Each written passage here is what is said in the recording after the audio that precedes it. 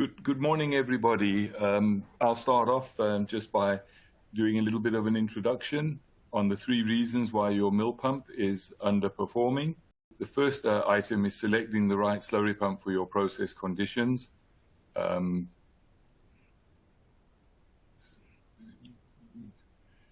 key learning objectives. So learn the importance of selecting the right slurry pump for your process conditions. Learn the importance of routine pump adjustments and how they can extend your part's wear life. And then we'll do a case study, NDX and the Ramsel. The Ramsel is a remote adjustable system for adjusting your pump online. Over to you, Leo. Okay, and again, good morning, everybody. I will just start by going over some of the basics of slurry pump selection. And of course, it all starts with good data on the process and the duty conditions. So we need information on the flow rate or the range of flows that the pump will need to deliver, the head that the pump will need to overcome, or better yet, a system curve or information about the pipeline in the form of a flow sheet that can be used to generate a system curve. The specific gravity of the slurry and other properties of the slurry, like the typical particle size and densities. The suction pressure of the pipe entering the pump, which is important for a number of reasons, to ensure that there's sufficient pressure to prevent cavitation, and also to understand the operating pressure requirement for that pump, which may impact the pump selection. If there is expected to be any air content present in the slurry, that's also important information to know up front because that can also impact the size of the pump selected. So those are some pretty critical pieces of information. The best information that you can gather. If you have PI data available from your application, that's also very helpful to our team who can help analyze that data and ensure the proper pump is selected. One important thing to keep in mind with this information is we want the real information. We don't recommend adding any safety factors to flow or head, for example, because that can actually, in many cases, lead to the wrong pump selection. So our applications team will take this information and they will apply safety factors to things like the power requirement to make sure that the motor is sufficiently sized for the pump and any potential duty points that pump may be expected to handle. But we want the raw information, essentially. In addition to these parameters, information about the fluid properties, so the chemical nature, the pH, the temperature, the range of temperatures that the slurry may present itself, also are important to the selection of the pump, in particular the selection of the materials of construction and some of the configuration options that may be available for that pump. And GIW has a variety of different material options to suit your application. Isn't that right, Gary? Yeah, we typically on the original pump that we supply would be manufactured in our standard material, which is 28G. And let's just say you need to get to a maintenance cycle. So let's say you're getting 3,000 hours on your wear components and you need to get to 4,000. You know, we can go to different materials called Endurosite or even 18G, and then we have some others that can actually obtain anywhere between 20 to 50% more life, and all those parts are like for like. You take one out, you put the other one out, it's just made in a different material, but they all fit. So we have quite a number of items in our toolbox that can help get us to where we need to get to. So we have a lot of options available to us. Thanks, Leo. That's right.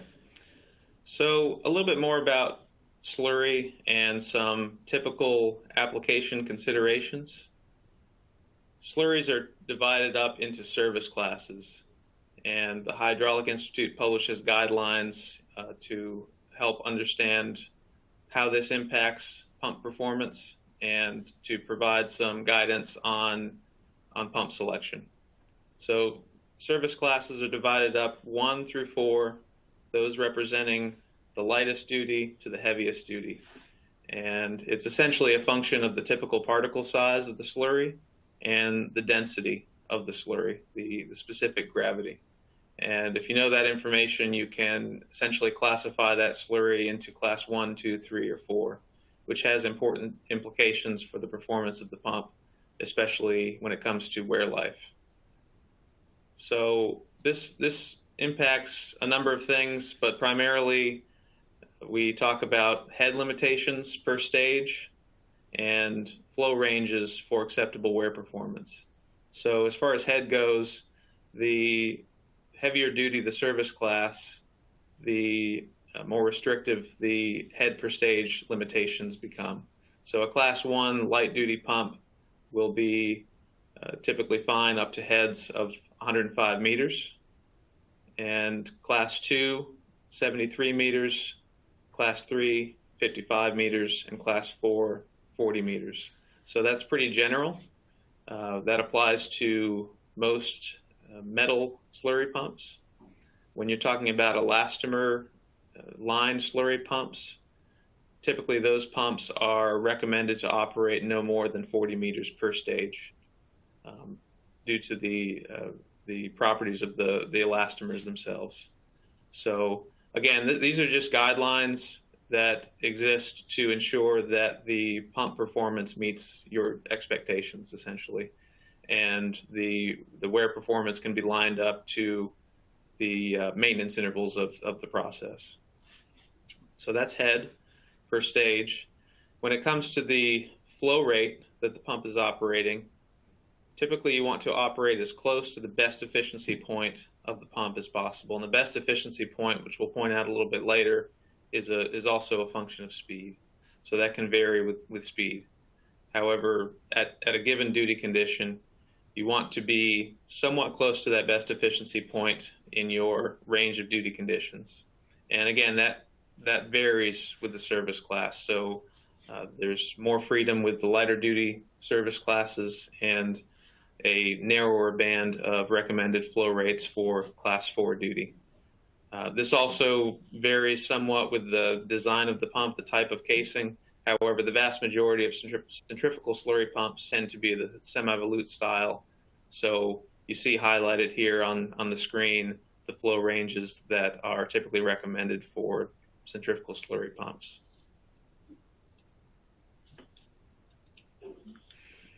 So as I mentioned, each pump will have a best efficiency point, and that is dependent on speed.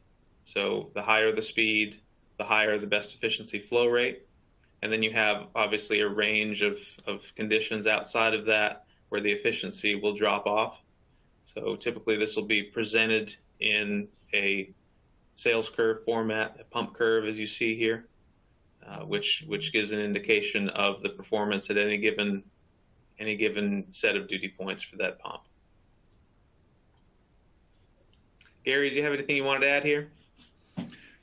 Typically, majority of customers, when they send in a spec, they always specify that your pump needs to be to the left of that red line, which is your best efficiency line. And if they give you a minimal, a nominal, and a maximum flow rate, that is impossible. In most cases, pretty impossible to get one pump to really perform to its peak performance for all 3 of those duties. And sometimes it's better off just giving maybe a nominal and a maximum. It makes our job a little easier. We always try and please, and we try and adhere to specifications. Sometimes when those bands are pretty wide, at the nominal duty, you tend to get a lot of recirculation on that pump, and it doesn't perform as well as it would when it's running closer to that BEP line. So something just to keep in mind when you're sending out specifications. Yeah, that's a good point. And another thing to mention here too is that oftentimes the conditions that are anticipated at the startup of a plant when the pumps are being selected they can change over time, and the operating points can drift farther left or farther right in some cases of the best efficiency point. And so this can sometimes be a moving target over time. But of course, we are also here to help with reacting to those changes as they occur over time, and can remain flexible in our support to make sure that the proper set of hydraulics are always available and in use to maximize the wear performance. So one of the tools that our teams relies on pretty heavily is a self-developed tool within KSB and the GIW Industries called SlyCell. And this is a pump selection software which takes various parameters and inputs it into a database that also contains vast amounts of test data from our performance tests conducted in our hydraulic lab, as well as wear rate information that has been derived from field experience and from testing in our materials research lab. And so this tool is used for a variety of purposes: for the selection of pumps, for the analysis of performance at a given duty condition, for the estimation of wear performance in over a time period, and also for analysis of pump systems. So this tool can also be used to essentially simulate a pipeline system based on information about the lengths and heights, the sump location. All of these parameters can be used to generate a system curve that really gives a lot more information, a lot more context to the pump selection. So once all of these parameters have been input, a lot of information can be generated to give very precise information about the operating conditions of the pump.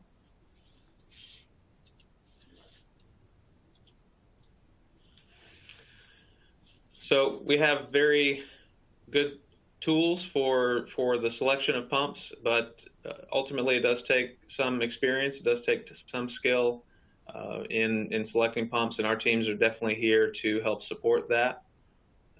There are really a lot of other goals that may need to be considered in pump selection. Talk a little bit about some of that. So as we mentioned, ideally you want to have a pump selected at the best efficiency point, but that may not always be possible. There may be a range of pumps used in a process with varying duty conditions, and there may be goals to keep equipment common with one another. And so in many cases, this can be a compromise between the best pump and the limitation of too much variety in terms of spare parts and that sort of thing. There's, of course, other selection criteria that may come into play, such as net positive suction head restrictions, sphere passage requirements, wear performance targets, maintenance cycles, that sort of thing. In the end, the ideal pump is the one that meets all of your goals and does so at the lowest possible total cost of ownership. And just reemphasize that our team is ready to help support you in these selections and taking all of these criteria into account. And Leo, just to add a comment on here, just so that the audience understand and know, is basically on the same frame size here, we can put multiple different wet ends on. So we can go on one frame size, we can put, let's say, a 4x6 or a 6x8 and an 8x10 frame, wet end on that same frame. So we do have the option of only converting out the wet ends and not necessarily the complete pump. So those options are also available to us. That's a good point. And that can help in the initial pump selection in terms of maintaining a common set of components on the maintenance list. And it can also help in the future down the line as process conditions change. We can very easily provide an alternate hydraulic to help better fit the pump to the duty conditions that are required.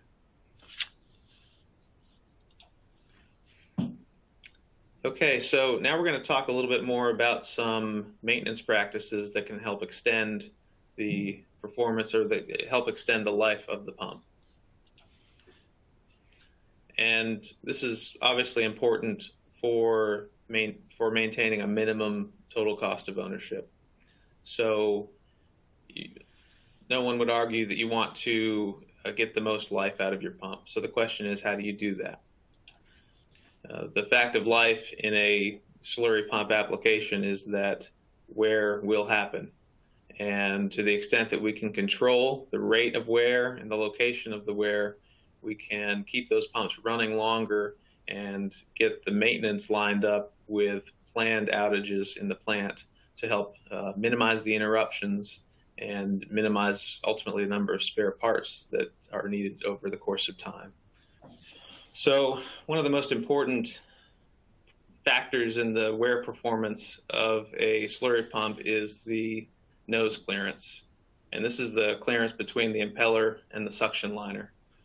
To the extent that we can keep this clearance tight and small, we can minimize the amount of recirculation within the pump and minimize the wear on those components. So just to give a little bit of an illustration of what we're talking about, we have a cross-section of a MDX pump here. And the nose clearance, as I mentioned, is the gap between the impeller and the suction liner. This is initially set to a very small value from the factory. However, as the pump runs and the parts wear, this gap will open up over time. If that gap is allowed to continue to open up, it will lead to an acceleration of the wear and ultimately will cause the need to retire the components earlier than expected or earlier than possible with routine adjustments. So there are two methods that are commonly used to control the nose clearance, one of which being the position of the impeller in the casing, which is ultimately set by the bearing assembly. So in order to make that adjustment, the pump needs to be in the shutdown condition. So this is something that would typically be done during a planned outage. The impeller is moved closer to the suction liner to set a prescribed clearance, and then everything's bolted back up, and when the pump is recommissioned and restarted, the clearance is reset. So kind of restores things to a initial setting. The other way to accomplish this is by adjusting the position of the suction liner. And this is something that can be done without the requirement of shutting down the pump. In fact, the pump can remain in operation during this maintenance step. So this is an attractive feature in applications where the outages are extended out over months, and the goal is to keep the pumps running as long as possible. So again, this is a critical step in ensuring that the maximum wear life of the parts is realized, and it can really have a significant impact on the pump performance. So just to sort of illustrate the phenomenon we've been talking about, this is an example of a worn impeller. So you can see here some typical signs of wear: the enlargement of the suction eye, which also can sometimes be presented as a squaring of the eye, which basically turns the circular shape into either a square or a pentagon. It really just depends on the number of veins, but you'll see an irregular shape to the inner diameter of the suction shroud. Another thing you'll commonly see is an undercutting of the veins, undercutting of the shroud, where slurry particles are being dumped into the impeller from the pipeline, or also can be a result of recirculation around the suction shroud due to a large nose gap. So the more often those adjustments can be made, the longer this wear pattern of the impeller can be prevented, and the more time that can pass before the parts need to be retired. And then we'll look also at a typical suction liner corresponding to the wear pattern. So typically you will see a more aggressive wear pattern the closer to the inside of the suction liner where the impeller eye interfaces. And what we see here is a gouging three-dimensional wear pattern, as well as a completely worn through section. So as these wear patterns develop, they tend to speed up over time as the turbulence of the fluid increases. And the moment when the liner is completely worn through is essentially the time when this part needs to be retired. So obviously we want to try to prevent that from occurring before the planned outage, and nose gap adjustments are one way to keep that wear rate slow and keep this wear phenomenon from developing.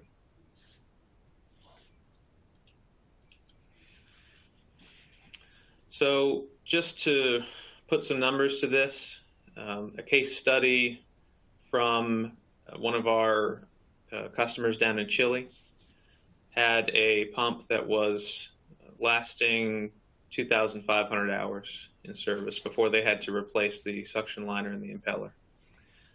And when this customer implemented suction liner adjustments in their pump, the only change that they made was the introduction of weekly adjustments to their suction liner. They were able to achieve 4,000 hours before retiring those parts. So you can see the potential impact of this, having to replace parts only about 2 times per year as opposed to 3 or 4 times per year, can have a big impact to not only the production of the plant by minimizing the number of shutdowns, but also the cost of ownership for the equipment. And this is definitely a typical result that we see time and time again when customers take this seriously and take the extra effort to perform this maintenance. It really can have a significant impact. Isn't that right, Gary? We typically, I mean, this is a pretty typical result, wouldn't you say? Absolutely. You know, very often we see anywhere up to 50% more life, you know, so we can see significant increases in the life of the wear components by doing the adjustments. So we're going to our third section here, and our final section of the presentation. We'll talk about some additional case studies to help illustrate some of the benefits of the MDX product line, as well as the Ramsel option that has been developed to help improve the ease of adjustments and really make this maintenance practice a very simple maintenance step. So we'll talk a little bit more about these product lines, just to give a little bit of context. So the MDX product line was developed a little over 10 years ago to really target the most aggressive slurries in mill duty. So there's a lot of features that have been baked into this product line, and the ultimate goal is to maximize the life of the parts, align the maintenance requirements with planned intervals, and essentially keep the pump running as long as possible. So these pumps tend to be lower specific speed in design, which essentially just means that the pumps run slower for a given duty condition. So the slower we can run the pump, the larger the impeller, the slower it can run, the lower the wear rates, the more we can keep the wear in check over time. Thicken cross sections to just give a lot more material for wear performance, and extend the life of the pump. So again, also robust mechanical ends to make sure that the bearing life outperforms the life of the wet end, and can handle the kind of upset conditions that we might see in our most aggressive Class 4 applications. Another feature in the MDX, standard to the MDX product line, is the patented slurry diverter, which was developed a number of years ago by GIW to discourage particles from recirculating past the suction eye of the impeller, and keeping the eye intact and keeping the liner wear at bay.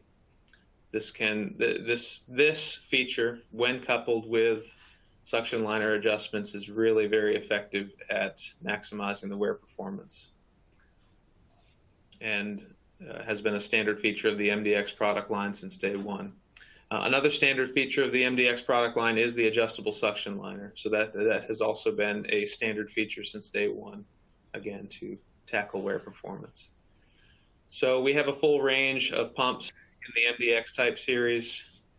In the last couple of years, we've actually introduced a couple of expansions to cover lower and higher flows beyond the original capabilities of the original range. So the MDX 100 was introduced a couple of years ago, and the MDX 850 has been introduced this year and announced to tackle flows as high as 18,000 cubic meters per hour.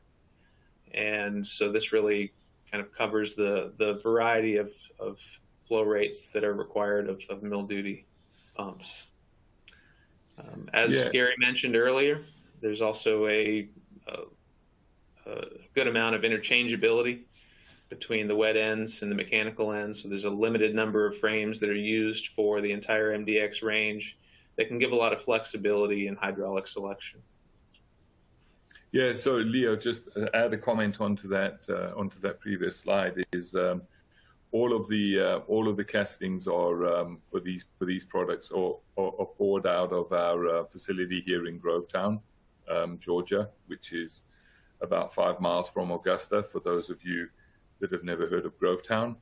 And we've expanded this foundry, and we are now capable of pouring a 66,000 pound casting in this foundry. So as pumps get larger, we've expanded our foundry to accommodate that. I would also go on to say that every single pour has a metallurgy test work done to it on all of the properties of the material to make sure that we're adhering to our specs. So we definitely take our quality very, very seriously, and everything is constantly monitored. Yeah, that's a good point. And that foundry expansion that Gary mentioned has allowed us to really take advantage of the best-in-class manufacturing facilities that we have here to offer pumps like the MDX 850 and others that take full advantage of that capacity, which really is unmatched, and also follows trends that we are definitely seeing in the world of mining for larger and larger slurry pumps. So the MDX pump has been a very good option in a lot of Class 4 applications. So just to give you a few examples of the type of applications that the MDX pump has been successfully operated: ball mill discharge, cyclone feed, tailings, sag discharge, screen feed. Really, the list goes on, but it's really the pump that's best suited for those most aggressive slurries. So that brings me to a case study that Gary will be very familiar with. We had a pump, actually a series of pumps that were installed in a copper mine in British Columbia, 16 MDX 400 pumps. And many of them were installed back in 2011. And when originally selected, they were a very good fit for the application. They allowed the customer to meet their planned maintenance intervals. But over time, changes occur. The ore body changes, the size of the particles changes, and at a certain point, the pumps were being retired early due to wear out of the impellers and the suction liners. So the target was 3,200 hours. That was when the planned maintenance intervals were to occur. However, the parts were only lasting between 2,000 and 2,800 hours typically. And obviously, that is not an ideal situation because that essentially doubles the amount of outages that are required, and that can definitely lead to some very expensive activities. So GIW took this as an opportunity to support the customer and worked with the customer to redesign the impeller essentially to better to be better suited for the application of today. And we're able to get that pump back to a reliable maintenance interval through changes to the pump hydraulics. So again, this is just an example of the type of support. The pumps designs are never a static thing. That we are always open to receiving feedback and using that to make sure that the pumps are really the best fit and improving their operation. Gary, do you have anything to add to that case study? Yeah, I do, because the customer does adjust these pumps on a very, very regular basis, and that has also contributed to improving the hours.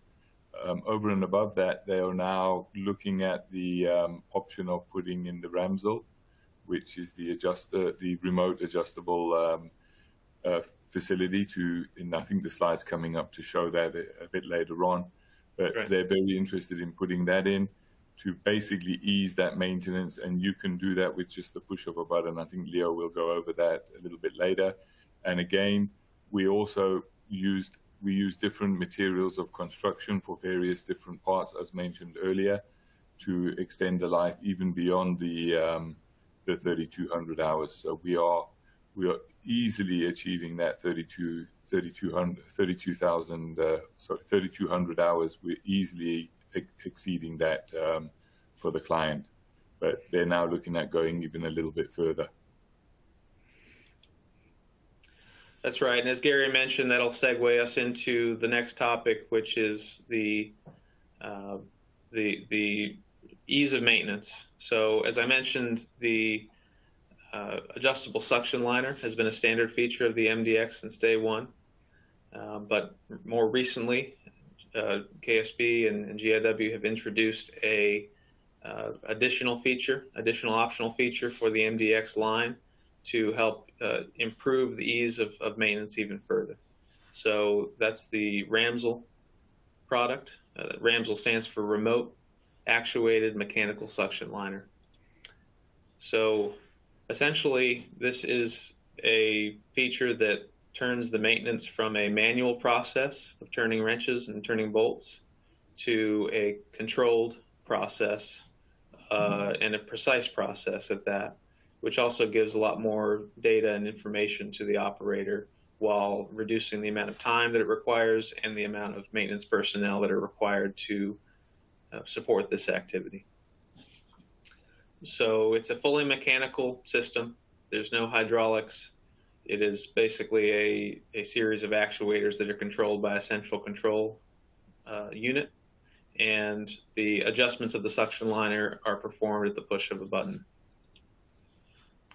So just to give a little bit of context to how this impacts the maintenance crew.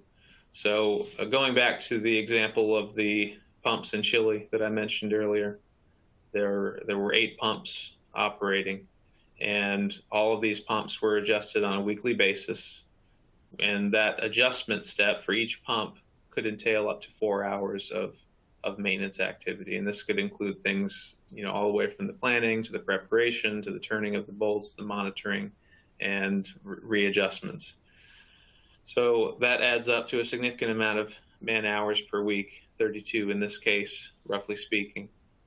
And with the addition Leo, if you don't mind just going back to that slide sure, quickly, because one of the things, please don't think that that's a 32-hour shut. It's not. When you adjust these pumps, you adjust them while they're running. Correct. So there's no shutdown. Let's Correct. just make that 100% clear that you do not have to shut the pump down to do this adjustment. Yeah, these particular adjustments were being done with the suction liner, and were being done online. Yeah, and that's a good point. So essentially, the cost to the end user is the cost of the maintenance crew that was responsible for performing these adjustments. correct. So the obvious contrast with a remote controlled unit is that it significantly reduces the amount of time. So what used to take a crew of people could essentially be done with a single person. And the adjustments themselves really can be done in only a single minute. Now, I will say that, just to be fair, it is recommended that the adjustments be monitored for a period of 10 minutes following the adjustment. So just in the interest of transparency, the actual time of monitoring the adjustment would be something in the neighborhood of 15 minutes, but the actual process of performing the adjustment can be performed in very little time, roughly about a minute for, let's say, a 3 millimeter adjustment, which is typical. So, Leo, an obvious question that will come from the audience is, and we may as well answer it here, is how do you know when it's adjusted and the clearance is there? Did you share that info?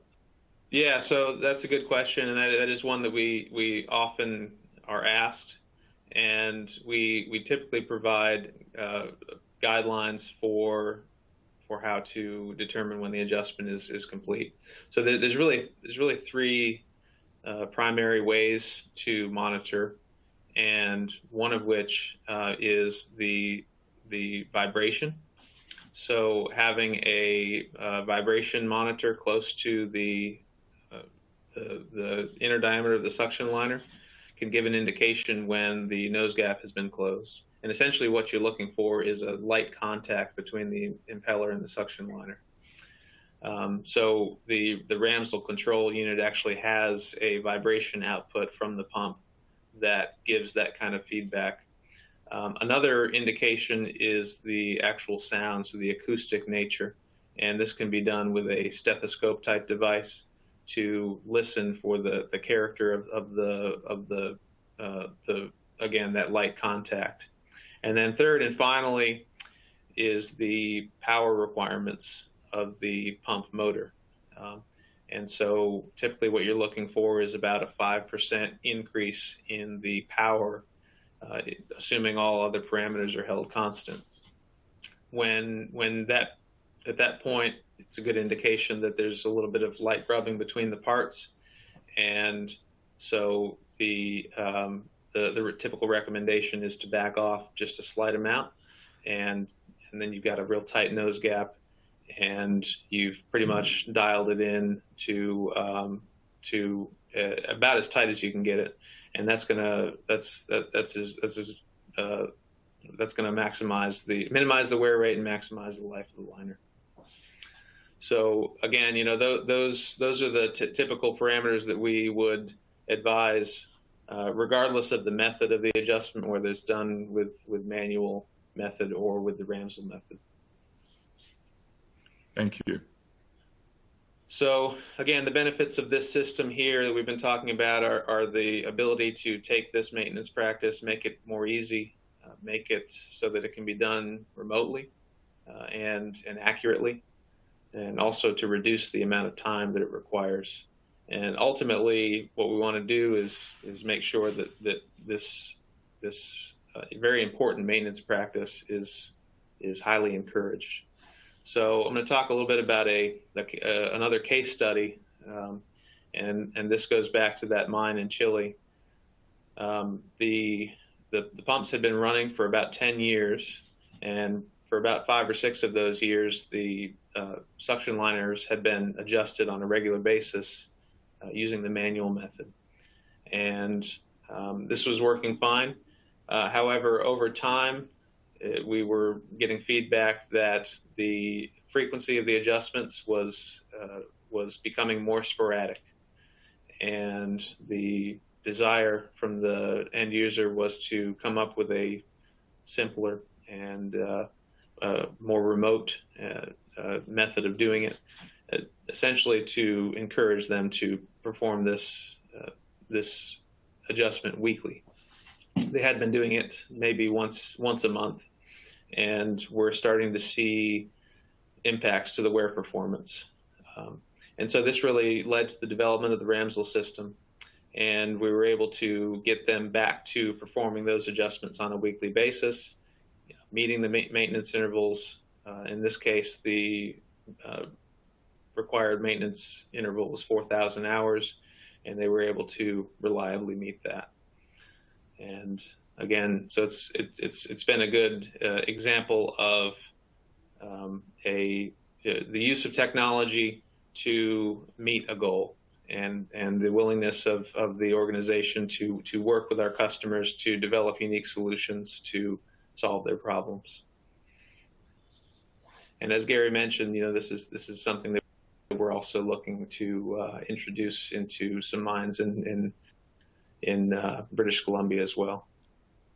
So Gary, I'll turn it back over to you to round things out and close out our presentation. Sure. Thanks a lot, Leo, and thanks for presenting all that technical stuff.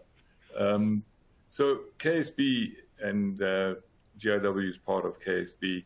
We do offer a number of other services, and they include like helping with installation. We do commissioning, we do maintenance and repairs. We rebuilt. We have lots of Supreme Serve facilities around the country where we would do rebuilds for you and remanufacturing a lot of parts, bearing barrel repairs. We do parts forecasting and reliability planning with all of our customers. We can offer maintenance inspections. We do total cost of ownership, total pump management, system efficiency services. We are always available to help customers with technical issues. If a pump's not pumping, we're quite happy to have some of our salespeople come out and offer support in trying to rectify a situation or help get a pump performing right. Lots of things go wrong with pumps and, even with systems. And unfortunately, when a pump's not pumping right, it's always the pump's problem. So we're pretty adept to going out and supporting clients and rectifying any situations that we come across. So with that said, I think that's about the end of the presentation. I think now, if there's been any questions, Leo and I would be more than happy to answer those. One last comment: any additional questions that anybody has that doesn't get answered on this webinar, if you send in an email, Leo and I would be very, very happy and comfortable to email any people back with suitable answers, or even phone and have a phone conversation with any or any people that are on this webinar.